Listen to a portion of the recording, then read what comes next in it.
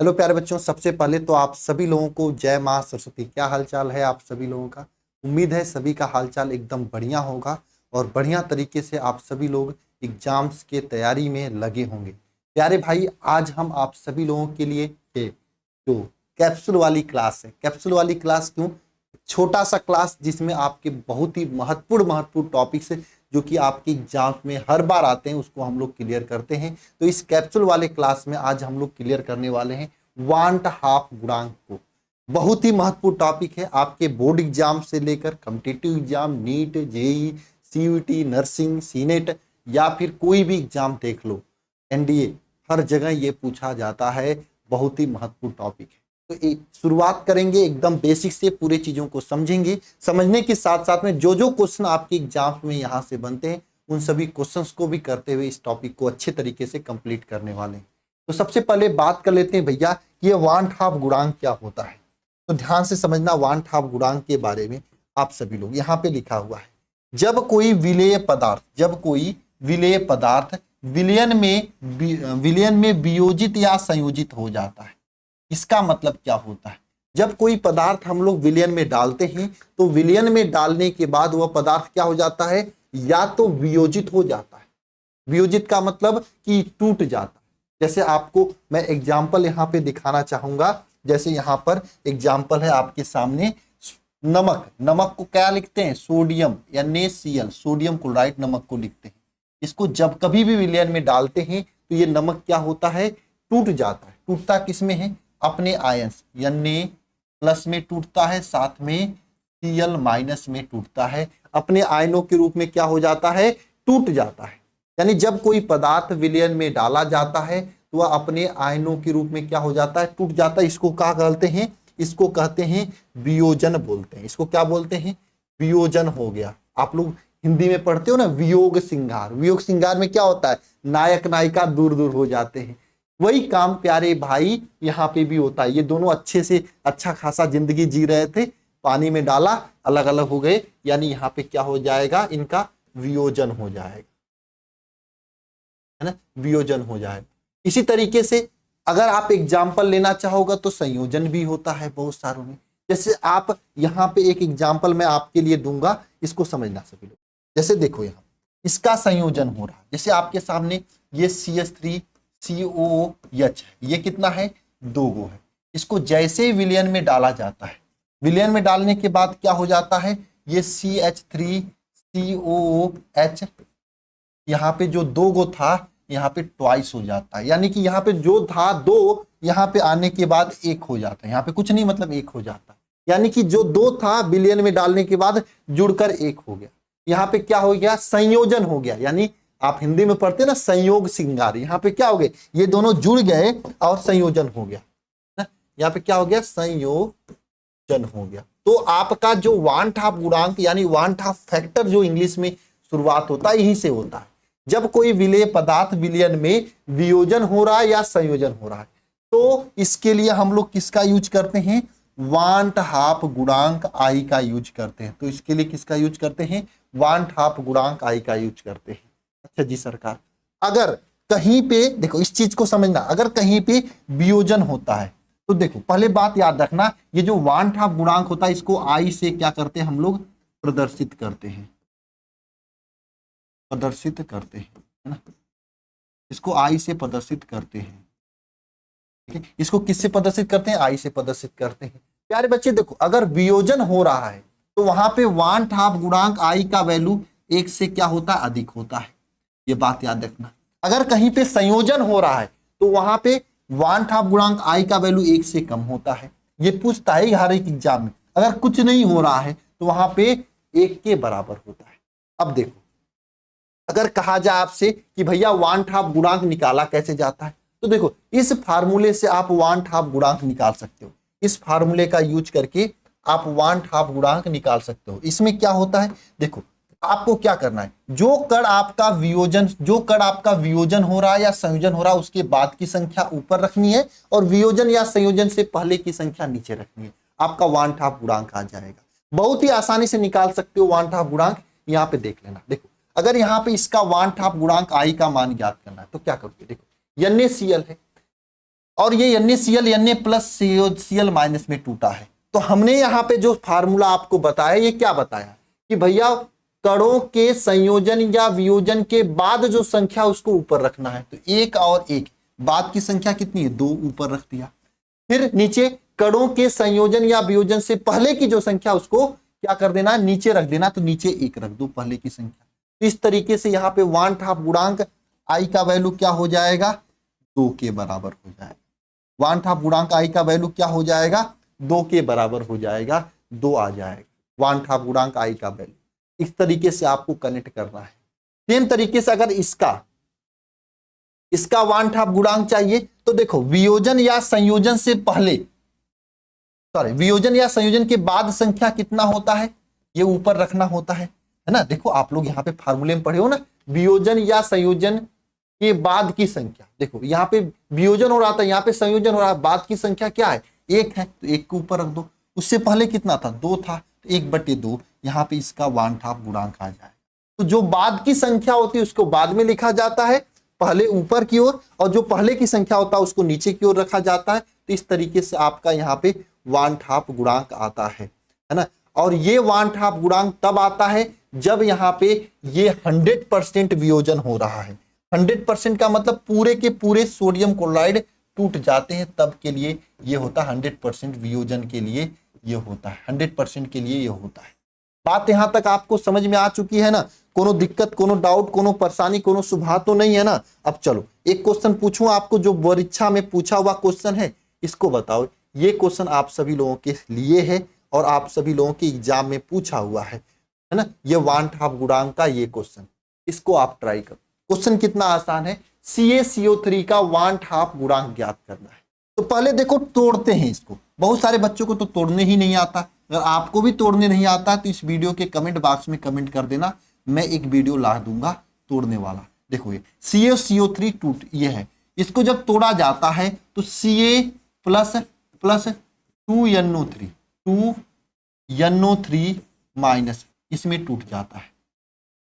ठीक है, अब देखो इसका 1/2 गुणांक पूछ रहा है, तो 1/2 गुणांक आई का वैल्यू कैसे निकलते हैं। तो देखो टूटने के बाद की संख्या ऊपर रखते हैं। तो यहाँ पे 1 है, यहाँ पे 2 है, टूटने की बाद संख्या 2 प्लस 1, 1 यह प्लस 2 3 हो जाएगा। टूटने से पहले की संख्या अकेला 1 है, तो यहाँ पे 1/2 गुणांक आई का वैल्यू 3 हो जाता है।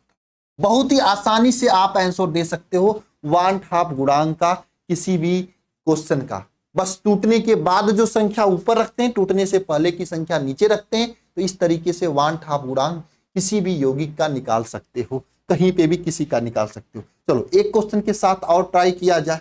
चलो आपके लिए एक क्वेश्चन और यहाँ पे रहेगा, है ना। कहाँ गया ये क्वेश्चन, इसको देखो।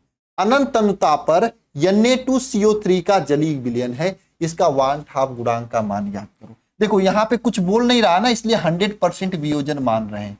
Na2CO3 Na2SO4 है, SO4 है, इसका 100% वियोजन होता है। तो ये 2Na प्लस में और प्लस SO4 माइनस में टूट जाता है। ठीक है, अब देखो 1/2 गुणांक आई का मान ज्ञात करना, तो आई इक्वल टू क्या हो जाएगा, टूटने के बाद की संख्या 2 1 3 ऊपर हो जाएगा, टूटने से पहले की संख्या 1। यहाँ पे 1/2 गुणांक आई का वैल्यू 3 हो जाएगा। 3 कहाँ दिया है, ऑप्शन नंबर डी में दिया है, तो डी वाला सही हो जाएगा। इस तरीके से आपको 1/2 गुणांक निकालने के लिए पूछता है। इसके अलावा कभी कभी क्या होता है प्यारे बच्चे, ये जो वियोजन होता है 100% नहीं होता है।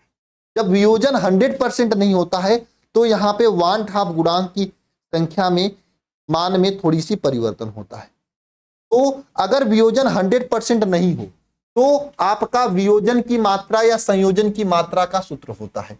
अगर वियोजन आपका 100% नहीं हो तब के लिए आपका वियोजन की मात्रा में संबंध है ना, यहाँ पे वियोजन 100% नहीं हो तो मतलब कि ऐसी बात है, जैसे आप लोग दाल बनाते हो कुकर में डाल के, तो पूरा दाल गल जाती है क्या, कभी कभी पूरा दाल नहीं गलती है। जब पूरा दाल नहीं गलती है तब कैसे हम लोग निकालते हैं 1/2 गुणांक, इसके बारे में बात किया जा रहा है। तो वियोजन जब 100% नहीं होता है तब नहीं हो तो 100% नहीं हो तो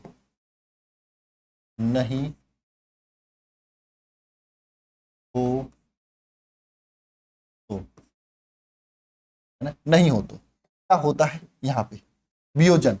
तब क्या होता है फार्मूला प्यारे बच्चे, तब यहाँ पे वियोजन की मात्रा alpha is equal to formula होता है क्या, I-1, I-1 बटे n-1।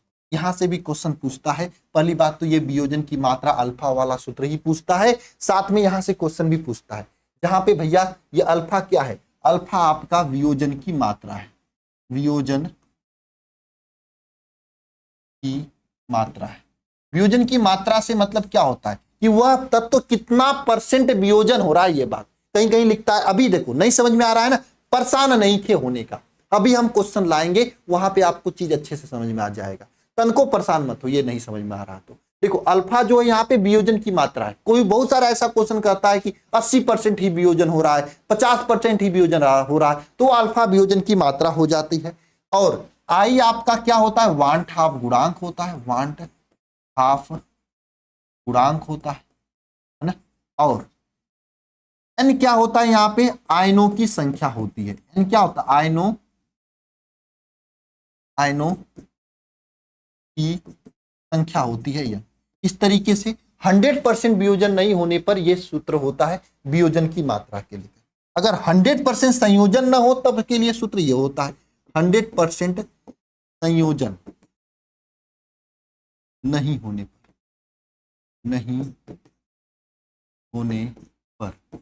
ये सूत्र होता है। 100% संयोजन नहीं होने पर यह सूत्र होता है, क्या होता है, अल्फा इज इक्वल टू, क्या होता है सूत्र, alpha is equal to N पुस्तक में I-1 बटे 1 माइनस एन, ये सूत्र होता है 100% संयोजन नहीं होने पर, है ना, ये सूत्र होता है। तो यहां पे ध्यान देना प्यारे बच्चे, क्या हो जाता है, ध्यान से समझना, यहाँ पे सभी प्यारे भाई यहां समझेंगे। यहाँ पे अल्फा जो है ये क्या है, संयोजन की मात्रा है अल्फा जो है। और आई क्या है भैया, वांट हाफ गुणांक है, वांट हाफ गुणांक। और यन क्या है, आयनों की संख्या है।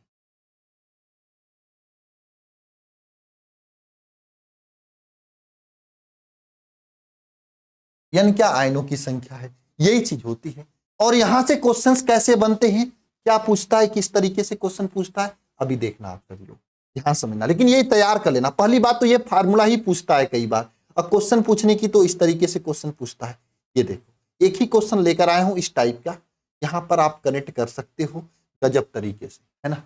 देखो आप फील कर रहे होगे इस चीज का, यहाँ पे क्या कह रहा है, ये कह रहा है कि भैया ये 1 मोल BaNO3 ट्वाइस है, जिसका वांट हाफ गुणांक आई का वैल्यू कितना दे रखा है भैया, आई का वैल्यू कितना दे रखा है, 2.74 दे रखा है, ठीक है। तो आपको विघटन स्तर मतलब अल्फा का मान ज्ञात करना है, विघटन स्तर मतलब अल्फा का मान ज्ञात करना है। तो पहले आप अब देखो यहाँ पे क्या लिखा है, विघटन लिखा, मतलब यहाँ पे वियोजन हो रहा है, विघटन मतलब टूटना, तो वियोजन हो रहा है, तो वियोजन वाला सूत्र लगा दो, वियोजन अल्फा इज इक्वल टू, सूत्र क्या होता है, अभी आप लोगों ने पढ़ा है, क्या होता है, I-1 बटे बताओ N-1 होता है, ये सूत्र लगा दो। अच्छा जी सरकार, विघटन स्तर निकल के आ जाएगा। अच्छा यहाँ पे सूत्र क्या है आपका, BaNO3 ट्वाइस है, तो यहाँ पे क्या हो जाएगा सूत्र, BaNO3 ट्वाइस, ये हो जाए, ये हो जाएगा।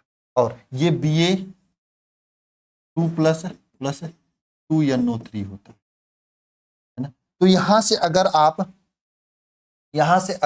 है ना एन का मान देखोगे तो एन का मान आयनों की संख्या होता है, तो एक आयन या दो आयन या आयनों की संख्या 1 + 2 मतलब 3 हो जाएगा, ये आयनों की संख्या हो जाती है ना। आई का वैल्यू दे ही रखा है आपका 2.74, रख दो वैल्यू आ जाएगा, देखो 2.74 - 1 बटे n, n मतलब 3 - 1, ये हो जाएगा क्या यहाँ पे 1.74 बटे 2 हो जाएगा, है ना, 1.74 बटे 2 हो जाएगा। तो यहां से अगर इसका मान निकालना चाहोगे, क्योंकि सब परसेंटेज में दिया इसलिए गुणे 100 कर दो ताकि परसेंटेज में निकल के आ जाए, ये 50 दूनी 100 हो जाएगा, और 5 का गुणा करो तो यहाँ पे 5 का गुणा करोगे तो 0, 8, 4 5 20 को 0 हाथ में आया 2, 5 7 35 2 37 को 7 हाथ में आया 3, 5 कम 5 3 8, ये हो जाएगा 2 अंक पे दशमलव, मतलब 87% आपका आंसर आएगा, 87%, है ना। तो इस टाइप के क्वेश्चंस आपके वियोजन की मात्रा यानी अल्फा पे क्वेश्चंस बनते हैं। ये आपको बात समझने होंगे, गजब तरीके से अपने दिमाग में बैठाने होंगे, है ना। अच्छा, एक चीज और आपको मुझे समझाना है, वो क्या चीज है भैया, बहुत ही महत्वपूर्ण चीजें हैं। देखो, वियोजन के कारण जो आपका होता है ना, एक क्वेश्चन और देख लो सभी लोग, देखो एक क्वेश्चन यह है कि KCl जो होता है, KCl 80% क्या हो रहा है, वियोजन हो रहा है, वियोजन हो रहा है, होता है प्यारे बच्चे। तो आपको आई का मान, या फिर आप लिख दो यहाँ पे वांट ऑफ गुणांक का मान ज्ञात करिए, ये आपका प्रश्न है कि आपका KCl 80% वियोजन होता है, तो यहाँ पे वांट ऑफ गुणांक का मान ज्ञात करें, ये आपका प्रश्न बनता है ना। यहाँ पे 80% वियोजन पे वांट ऑफ गुणांक आई का मान ज्ञात करना है। वांट ऑफ गुणांक वियोजन की मात्रा अल्फा इज इक्वल टू, सूत्र क्या होता है, I-1 अपान N-1, ठीक है, यही सूत्र होता है। इसी सूत्र के जरिए हम इस क्वेश्चन को सॉल्व करेंगे। देखो KCl है ना, तो देखो KCl होता है, KCl इसको टूटता है तो K प्लस में टूटेगा और Cl माइनस में टूटेगा, इसी तरीके से टूटता है। तो यहाँ पे आपका N का मान कितना हो जाएगा, 1 1 2 हो जाए। अल्फा का वैल्यू कितना दे रखा है, 80% दे रखा है, यानी 80/100 दे रखा है। परसेंट को भिन्न के रूप में बदलते तो 100 से भाग दे देते, ठीक है। 100 से भाग दोगे तो 80% से यहाँ पे 0.8 इसका मान आएगा, इसका मान कितना आएगा, 0.8 आएगा, ठीक है। परसेंट दिया था इसलिए बटे 100 कर दिया मैंने। अब देखो अल्फा के जगह पे 0.8 रखना है, इज इक्वल टू आई के जगह पे क्या रखना है, आई का मान तो ज्ञात करना, तो I-1 ही रहने देते हैं। एन के जगह पे 2 -1 कर देता। यहाँ पे देखो 0.8 इज इक्वल टू I-1/1 हो जाए। यहाँ से 0.8 इज इक्वल टू I-1, -1 उधर जाएगा तो यहाँ पे क्या 0.8 + 1 इज इक्वल टू आई। आई का वैल्यू क्या हो जाएगा, यहाँ पे 1.8 आ जाएगा, ये आई का मान होगा 1.8, ये आई का मान हो जाएगा। समझे आप सभी लोग, इस तरीके से आपको क्वेश्चंस लगाने होते हैं वियोजन की मात्रा से। जहां पे परसेंटेज वाली बात हो तो अल्फा का मान दिया होता है, और इस तरीके से रख के आप क्वेश्चन को कनेक्ट कर सकते हो, आप पहुंच सकते हो जहां पे क्वेश्चन लेके जाना है। समझ में आई आप सभी लोगों को बात एकदम अच्छे तरीके से? एक बार कमेंट बॉक्स में कमेंट करके बता देना, बताओ अच्छे से समझ में आई। चलो अब नेक्स्ट बात आपको मुझे ये समझानी है प्यारे बच्चे कि भैया ये वांट ऑफ गुणांक के कारण जो अणु संख्या गुणधर्म में परिवर्तन न क्या होता है, वांट ऑफ गुणांक के कारण अणु संख्या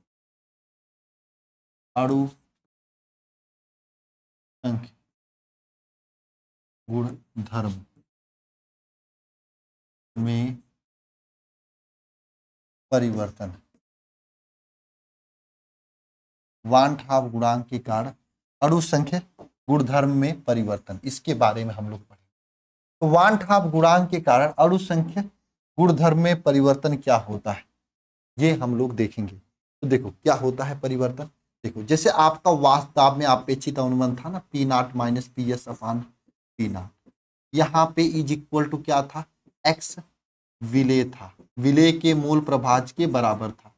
तो यहाँ पे भैया वांट ऑफ गुणांक वाला अगर कोई आएगा तो यहाँ पे वांट ऑफ गुणांक आई का गुणा हो जाता है। इसी तरीके से जो आप पराशर दाब P इज इक्वल टू आप पढ़े थे ना, क्या होता है, CRT होता है। तो वांट हाफ गुणांक की बात आएगी तो यहाँ पे आई का गुणा हो जाएगा ना। इसी तरीके से आप जो क्वथनांक में उन्नयन का सूत्र पढ़े थे, क्या पढ़े थे, delta TB is equal to KB into small यम पढ़े थे, स्मॉल यम मोलरता। तो यहाँ पे वांट हाफ गुणांक आई का गुणा हो जाता है। इसी तरीके से अगर आप क्वथनांक में हिमांक में अवनमन का सूत्र पढ़े थे तो यहाँ पे KF इंटू यम हो जाता है। तो यहाँ पे भी वांट हाफ गुणांक आई का गुणा हो जाता है। तो इस तरीके से चीजें कनेक्ट होती हैं। अच्छे तरीके से आप चीजों को समझ सकते हो, जान सकते हो और दिमाग में बैठा सकते हो। ये चीजें क्लियर हो चुकी हैं आप लोगों के दिमाग में, एक बार कमेंट बॉक्स में कमेंट करके बता देना, है ना। तो ये वांट हाफ गुणांक के कारण अणु संख्या गुणधर्म में यह परिवर्तन हो जाता है। ठीक है प्यारे बच्चे, चलिए अब आगे चलते हैं, कुछ क्वेश्चंस करते हैं। लेकिन क्वेश्चन से पहले आप लोगों को बता दूं, एक जबरदस्त तैयारी के लिए कक्षा 12 में आप सभी लोग ये कैप्सूल क्लास के अलावा जबरदस्त तैयारी के लिए आप सभी लोग इस बैच को ज्वाइन कर सकते हैं जिसका नाम है शिखर बैच। प्यारे बच्चे, पूरे साल का फीस इसका मात्र 1299 रुपए है और इस फीस में आपको पूरी तैयारी कराई जा रही है। पूरी तैयारी का मतलब इसमें आपको डेली शिखर बैच में डेली क्लास दी जा रही है शिखर बैच में, साथ में शिखर 2.0 बैच जो कि दोबारा से पढ़ाया जाएगा। तो एक तरह से शिखर बैच भी मिल रहा है, शिखर 2.0 भी बैच मिलेगा, फिर वरदान बैच, प्रयास बैच, मतलब पूरे साल में 4 बार आपको 4 बैच के जरिए पढ़ाई होगी, 4 बार आपको पढ़ाया जाएगा। इसमें क्या क्या और मिलता है, डेली क्लास मिलता है। जो भी बच्चा बैच ज्वाइन कर रहा है उसको 5 किताबें फ्री में उनके घर तक पहुंचेंगी, live doubt class, study material में बुकलेट, क्लास नोट्स का PDF, 1 शॉट रिवीजन क्लास, सभी महत्वपूर्ण प्रश्न, मॉडल पेपर, गेस्ट पेपर, पिछले 5 साल क्वेश्चन पेपर और साइंस साइड के सभी विषय आपको इसमें पढ़ाया जाता है। और बैच को ज्वाइन करने के लिए आप सभी लोग इस नंबर पे कॉल कर सकते हो। अधिक जानकारी के लिए 930 577 1375। यहाँ पे आपको पूरी जानकारी बैच से रिलेटेड दे दी जाएगी, लेकिन मेहनत करना है, दम लगा के पढ़ाई करना है, तभी बैच को ज्वाइन करिएगा, वरना फिर ज्वाइन करने का कोई मतलब नहीं है। ठीक है प्यारे बच्चे, चलिए अब कुछ क्वेश्चन कर लेते हैं जो कि आज के क्लास से रिलेटेड है। संगुणन के लिए वांट हाफ गुणांक आई का वैल्यू 1 से कम होता है ना, और वियोजन के लिए वांट हाफ गुणांक आई का वैल्यू 1 से अधिक होता है। ये बात मैंने आपको बताया। अच्छा, वांट हाफ गुणांक के संगुणन की मात्रा का यहाँ पे फार्मूला क्या होता है और वांट हाफ गुणांक के वियोजन की मात्रा का फार्मूला क्या होता है, ये 2 क्वेश्चन आप सभी लोगों के लिए मैं होमवर्क दूंगा। ये गृह कार्य है, इसे सभी लोग जरूर करिएगा, है ना, इन दोनों क्वेश्चन का आंसर। मुझे उम्मीद है ये वांट हाफ गुणांक वाला टॉपिक आप लोगों के दिमाग में बैठ गया होगा, क्या होता है, किस तरीके से क्वेश्चन पूछता है और किस तरीके से हमको करना होता है। और इसी तरीके के क्लास के लिए आप सभी लोग चैनल को सब्सक्राइब कर दीजिएगा और जबरदस्त तैयारी के लिए आप सभी लोग बैच को ज्वाइन कर सकते हैं। सभी को जय मां सरस्वती और इन सभी क्वेश्चंस का जवाब आप कमेंट बॉक्स में जरूर दीजिए। मिलते हैं नेक्स्ट क्लास में, सभी को जय मां सरस्वती।